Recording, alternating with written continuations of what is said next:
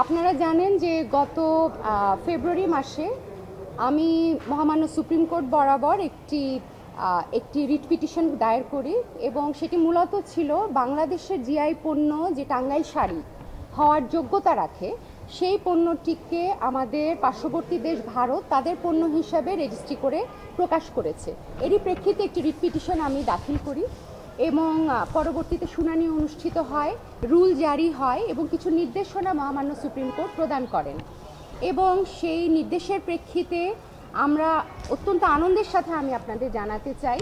যে আমরা গণপ্রজাতন্ত্রী বাংলাদেশ সরকারের কাছ থেকে কিছু তথ্য পেয়েছি এবং অত্যন্ত ইতিবাচক তথ্য পেয়েছি। আমাদের এই রিট পিটিশনের প্রেক্ষিতে সরকারের পক্ষ থেকে আজ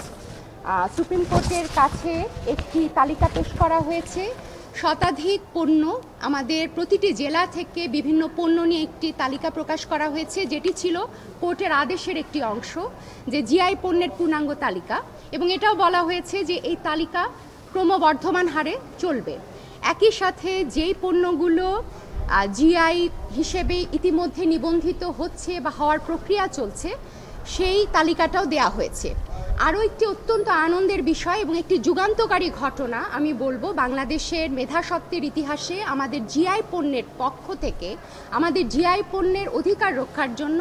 বাংলাদেশ সরকার ভারতে একটি আইনজীবী ফার্ম নিয়োগ করেছে এবং শিল্প মন্ত্রণালয়ে অনুষ্ঠিত একটি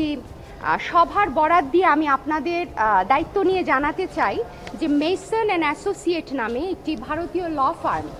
বাংলাদেশের টাঙ্গাইল শাড়ি নিয়ে, ভারতের মাটিতে বাংলাদেশের টাঙ্গাইল শাড়ি নিয়ে তারা লড়াই করবেন এবং তারা রেকটিফিকেশনের জন্য, বাতিল করার জন্য তারা আবেদন করবেন বলে আমরা এই ডকুমেন্ট মারফত জানতে পেরেছি। এটি আমাদের একটি বিরাট বিজয় বলে আমি মনে করি। আমাদের